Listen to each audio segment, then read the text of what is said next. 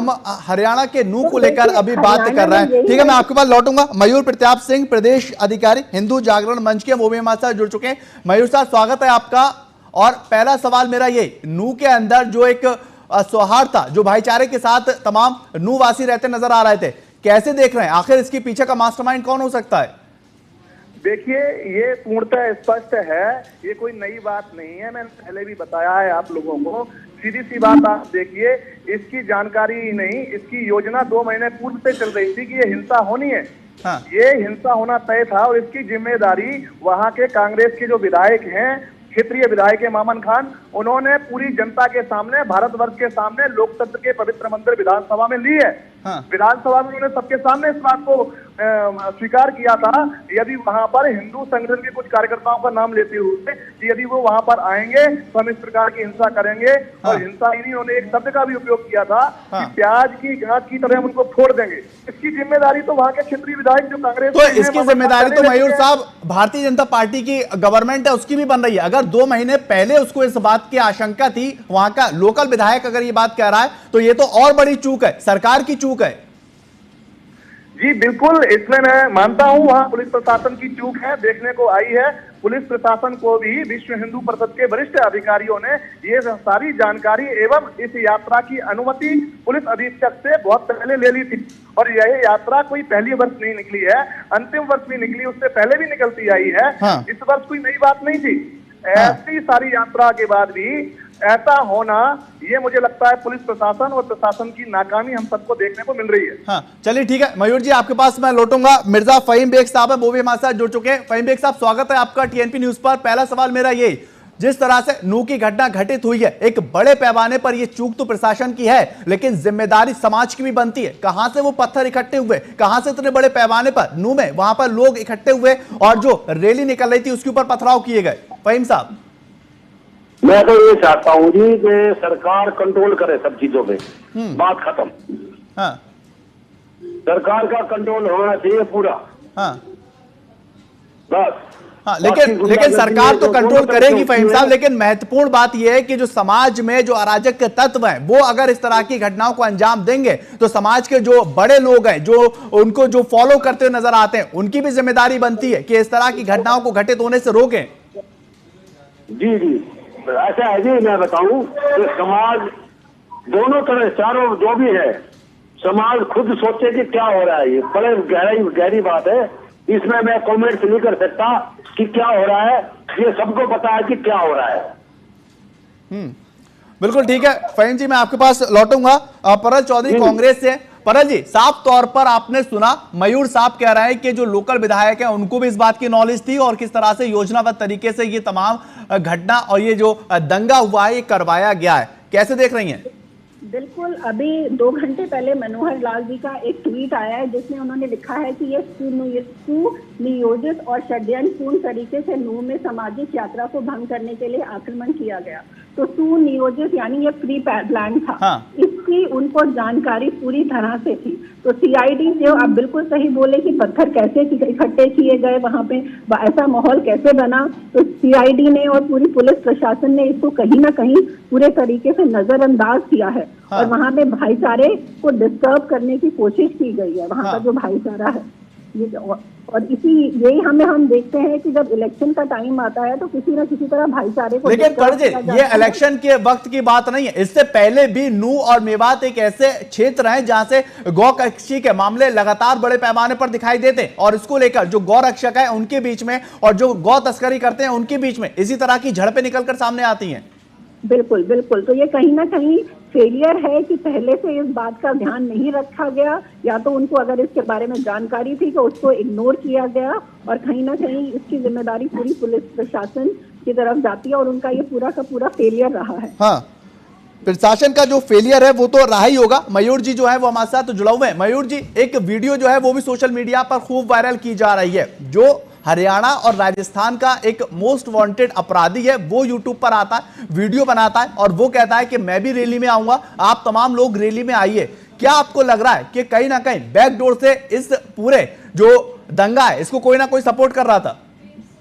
मयूर जी। देखिए ऐसा है, किसने वीडियो बनाए किसने नहीं बनाए ये एक जांच का विषय है, और जो वीडियो बनाए गए हैं वो वीडियो सुनियोजित रूप से यात्रा से पूर्व भी कुछ जिहादी मानसिकताओं के लोगों ने लाइव होकर के सीधा प्रसारित वीडियो किए, जिसमें स्पष्ट उनके द्वारा चेतावनी देते हुए उस यात्रा को, हिंदू तीर्थ यात्रा को चेतावनी दी जा रही है जिहादी मानसिकताओं के द्वारा। तो ये जब वीडियो पहले से पूर्व में वायरल हो रहे थे तो मुझे लगता है प्रशासन को उस समय इन सब की जांच करते हुए ऐसे लोगों को तत्काल प्रभाव से इनके ऊपर सख्त से सख्त कार्रवाई करी जाना चाहिए थी। लेकिन मयूर साहब, अगर इस तरह के वीडियो वायरल हो रहे थे तो जो समाज में सौहार्द बना रहा है, शांति बनी रहा है, जो इस तरह के लोग हैं उन्होंने प्रशासन को अवगत नहीं करवाया कि साहब देखिए ये किस तरह के वीडियो वायरल हो रहा है, इससे तो हरियाणा जल जाएगा। देखिए जब कोई वीडियो वायरल होता है बहुत सारी जांच एजेंसियां, हमको भी मालूम है, प्रशासनिक रूप से होती हैं, उनकी भी ये जिम्मेदारी बनती है कि कहीं ना कहीं इस प्रकार के जब वो वीडियो वायरल हो रहे थे तो ऐसे लोगों को शिनाख्त करके तत्काल प्रभाव से उन पर कार्रवाई करनी चाहिए थी। आम समाज में जब ये वीडियो वायरल हो रहे थे तो आम समाज के लोग ने भी कहीं ना कहीं मुझे लगता है कि इन सब वीडियो का खंडन किया होगा और संबंधित प्रशासनिक अधिकारियों से चर्चा की रही होगी। ठीक है, क्योंकि लगातार नू को लेकर अब एक बात जो है वो क्लियर हो रही है, क्योंकि एक बड़े पैमाने पर इस तरह की घटनाएं नू में आम होती हुई नजर आ रही है, जो काफी ज्यादा चिंता का विषय है। हमारे साथ मिर्जा फहीम बेग है, वो भी जुड़ा हुआ है। फहीम साहब, अगर बात की जाए नू क्षेत्र को लेकर या पूरे मेवात क्षेत्र को लेकर, ये दंगा है, एक सुनियोजित तरीके से दंगा है और इसको जिसने भड़काया है वो कानून के शिकंजे में जल्दी आएगा। लेकिन बड़ा सवाल यहां पर ये खड़ा हो रहा है कि आखिर मेवात और नू के अंदर आए दिन इस तरह की घटनाएं घटित क्यों हो जाती हैं? जी मैं किसी का, मुझे नहीं पता किसी के बारे में कौन कर रहा है कौन नहीं कर रहा है। मैं तो ये कहूंगा कि सरकार को चाहिए कि पूरी छानबीन करके सजा दे। मेरा ये मतलब नहीं है कि वो फला करा रहा है फला करा रहा है, क्या पता कौन करा रहा है। इस बारे में बड़ा गहराई में जाने की जरूरत है कि क्यों हुआ झगड़ा जी, और प्रशासन सख्ती से निपटे इस काम के लिए ताकि शांति बनी रहे। ठीक है। परल चौधरी जी भी हमारे साथ जुड़े हुए कांग्रेस से। परल जी, अगर बात की जाए हरियाणा और मेवात को लेकर, ये पहला दंगा नहीं है, इससे पहले भी इस तरह की घटनाएं जो है वो घटित होती नजर आ रही। आखिर क्या वजह आपको लग रही है कि इस तरह की घटनाएं आए दिन नू और मेवात के क्षेत्रों में आए दिन देखने को मिल रही हैं? देखिए, सबसे पहले तो घटना, हम इस नू की बात करते हैं, हम जब भी कोई घटना घटित होती है तो हम पुरानी घटनाओं को याद करना शुरू कर देते हैं। आज हमारे जस्टिस चंद्रचूड़ ने भी कमेंट किया है कि आप राजस्थान में हुई घटना या उसकी घटना की बात मत करिए, आप मणिपुर में जो हुआ उसकी बात करिए। तो मैं इसी संदर्भ में नू की घटना को लेते हुए ये बोलना चाहूंगी कि ये कहीं ना कहीं सरकार की दुर्बलता को दर्शाता है। जब वो बोलते हैं कि उनके पास हर वोट के लिए हर पन्ना है, हर पन्ने के लिए एक आदमी है, तो ये मुझे नहीं समझ में आता। अगर ये दंगे जिनके बारे में उनको पहले से पता था तो उनके सारे लोग कहाँ गायब हो जाते हैं। इस घटना को, सीधी सी बात है, कहीं ना कहीं इस घटना को रोका जा सकता था। पुलिस प्रशासन का काम था कि या तो वो मना कर दे, अगर उन्होंने अग्री किया कि यहाँ पे रैली की जाएगी तो उसको शांतिपूर्ण तरीके से कराना पूरा उनकी जिम्मेदारी थी। इसके लिए डीएम एसपी सभी रिस्पॉन्सिबल हैं और कहीं ना कहीं ये फेलियर है। बाकी घटनाओं की डिस्कशन ना करते हुए हमें ये देखना चाहिए कि ये घटना हुई क्यों। और साथ ही साथ जो सोशल मीडिया के ऊपर जो वीडियो बनाकर वायरल कर रहे हैं और जो खुली चुनौती कानून को देते हुए नजर आ रहे हैं, परल जी उसको लेकर क्या कहेंगी? क्योंकि दोनों तरफ से इस तरह की वीडियो जो है वो वायरल होती हुई नजर आ रही है और उसी की वजह से बड़े पैमाने पे नू जो है आज वो जलता हुआ दिखाई दे रहा है। बिल्कुल, अगर ये वीडियो पहले ही वायरल हो चुका था तो निशान जी का जो ऑर्डर आया कि अब से इंटरनेट सर्विसेज बंद हैं, इस तरह का पोस्ट नहीं किया जाए, तो ये रैली से पहले भी आ सकता था।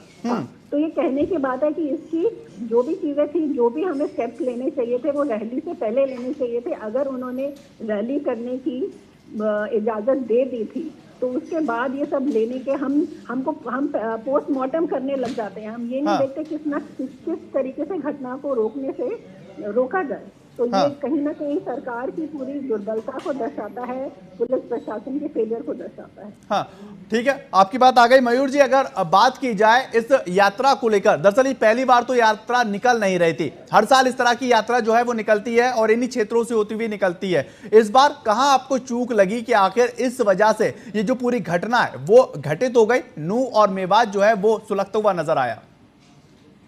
देखिए, मैं बार बार इस बात को कह रहा हूँ कि ये यात्रा कोई नई यात्रा नहीं थी, आप सबके भी ध्यान में है। और ये केवल हिंदुत्व और हिंदुओं के लिए ये कोई नई बात नहीं है।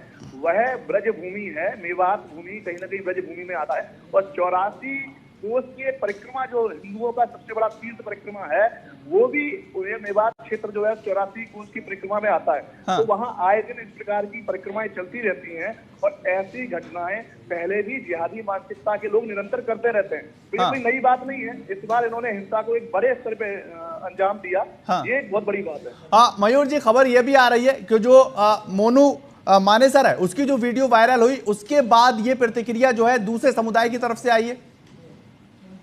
देखिए, वो उसकी जानकारी मुझे नहीं है। हाँ। बाकी मोनू मानेसर भी उस हिंदू तीर्थ यात्रा में सभी लोग सम्मिलित होते हैं। हाँ। पूरा हिंदू समाज का प्रत्येक व्यक्ति सम्मिलित हुआ है। लेकिन तो वो उसमें मोनू तो मानेसर हो वांटेड या है ना, कोई भी वो हो, तो हरियाणा सभी लोग और राजस्थान सम्मिलित दोनों गवर्नमेंट के लिए वांटेड है ना, उसको तो पकड़ने की तैयारी चल रही है ना, सरकारें उसको पकड़ने का प्रयास कर रही हैं। देखिए, ऐसा है, सरकारें पकड़ने का प्रयास कर रही हैं या उनकी तैयारी चल रही है।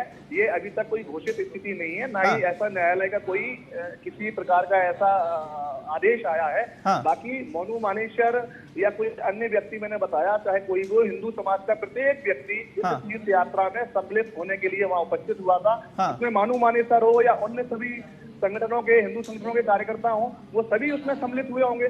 इसमें कोई नई बात नहीं है।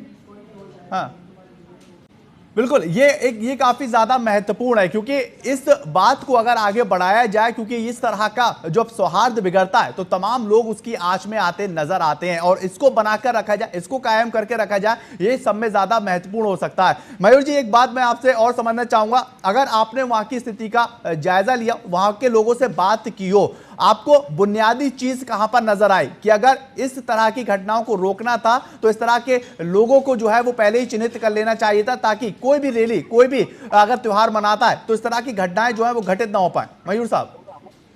जी बिल्कुल बिल्कुल ठीक कह रहे हैं आप। मैं कहना चाहूंगा कि जिस प्रकार की वहाँ ये घटना घटित हुई है, उससे पहले भी कोई भी असामाजिक तत्व किसी भी क्षेत्र में होते हैं तो पहले से ही प्रशासन शासन की नजरों में रहते हैं। हाँ। ऐसे लोगों को पहले ही अरेस्ट कर लेना चाहिए था या उनको नजर। हाँ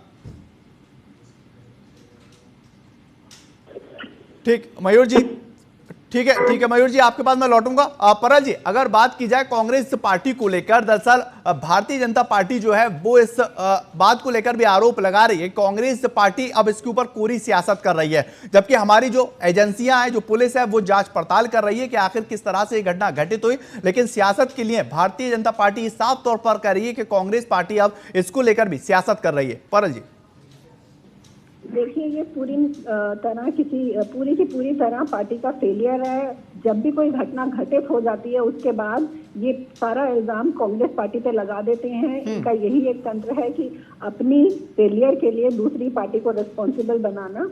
और कांग्रेस पार्टी का रहा है कि उनकी विचारधारा हमेशा सबको इंक्लूसिव रही है, सबको जोड़ने की, वो भाईचारा कभी डिस्टर्ब करना नहीं चाहते। तो यहाँ पे आप हमें देखते हैं कि इस घटना का, जब पहले से ये घटना सुनियोजित थी तो किस तरह पुलिस प्रशासन ने इसको अनदेखा किया, किस तरह सरकार ने इसमें अपनी दुर्बलता दिखाई। तो कहीं ना कहीं ये सरकार की दुर्बलता दिखाता है। आप देखिए, इससे हर तबके के लोग इफेक्टेड है। गरीब समाज के लोग, जिनकी यहाँ पे कर्फ्यू डिक्लेयर कर दिया गया, तो गरीब लोग किस तरह से उनकी रोजी रोटी पर असर पड़ता है। जो दलित समाज के लोग हैं, जो महिलाएं हैं, पूरा स्कूल बंद करवा दिए। ठीक है परल जी, मैं आपके पास लौटूंगा। भारतीय जनता पार्टी के विधायक जो है वो भी हमारे साथ जुड़ा हुआ है। कैसे देख रहे हैं विधायक साहब, क्योंकि लगातार नूह जो है वो जलता हुआ नजर आ रहा है और सीधे तौर पर जो जिम्मेदार है वो सरकार भी कटघरे में खड़ी हो रही है, क्योंकि कानून व्यवस्था यहां पर फेल होता हुआ नजर आया है। देखिए, कानून व्यवस्था फेल होती तो जिस तरह से इन्होंने षड्यंत्र रचा था, जिस तरह का माहौल इन लोगों ने पैदा किया था इतने लोगों पर, तो इतने लोगों को सेफ निकालना बहुत टेढ़ा काम हो जाता है। कानून सजग था और पूरी स्थिति नियंत्रण में थी। हाँ। इसलिए हम मंदिर से भी, गौशालाओं से भी, हर जगह से उनको सेफ निकाल कर लेके आए। हाँ ये तो हमारा एडीजीपी लावड़र और हमारे सीआईडी चीफ सब लोगों ने वहाँ डेरा डाल लिया था। हाँ। हमारे होम मिनिस्टर और उसी समय मोर्चा संभाले हुए थे, जबकि सब लोग जानते हैं आज हर जगह कोई भी पता कि यदि मामन खां वो बयान नहीं देते हाँ तो जो उपद्रवी है उनको सहारा नहीं मिलता। वो मामन खां के बयान का सपोर्ट मिला है। हाँ। और इसलिए ये घटना घटी है और ये एक बड़ी साजिश रची गई है। हाँ, लेकिन बड़ा सवाल ये है विधायक जी, अगर आप सुरक्षित लोगों को निकाल कर लाएं ये आपके लिए बेहतर है, लेकिन सब में बड़ा सवाल ये बना हुआ है कि इतना बड़ा दंगा एकदम नहीं होता, इसको लेकर एक प्लानिंग की जाती है, इसके द्वारा क्या आपका जो इंटेलिजेंस है वो फेल होता हुआ नजर आया? इतने बड़े पैमाने पर पत्थर वहां पर इकट्ठे हुए, लोग वहां पर इकट्ठे हुए, उसकी जानकारी आपके पुलिस प्रशासन को नहीं थी, ये आपकी फेलियर है क्या? इन तमाम बातों को लेकर जब विपक्ष आपके ऊपर निशाना साध रहा है तो हाँ, ये एक्सेप्ट नहीं करना होगा कि कहीं ना कहीं चूक तो हुई है।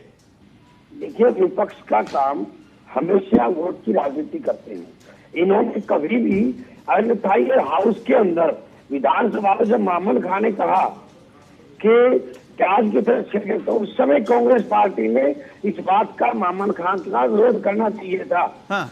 लेकिन सबने कांग्रेसियों ने सपोर्ट किया। इवन उस समय चौधरी भूपेंद्र सिंह हुड्डा ने खुद उनको मामन खां को सपोर्ट किया और मेरे लिए कहा कि जरावता को विधानसभा से उठा के बाहर फेंको। हाँ। तो उस दिन अगर मामन खां को रोक लिया होता हाँ। तो इस तरह की घटना नहीं। और ये निश्चित तौर पर ये कोई बड़ा एजुकेटेड लोगों का एक जची हुई कॉन्स्पिरेसी है।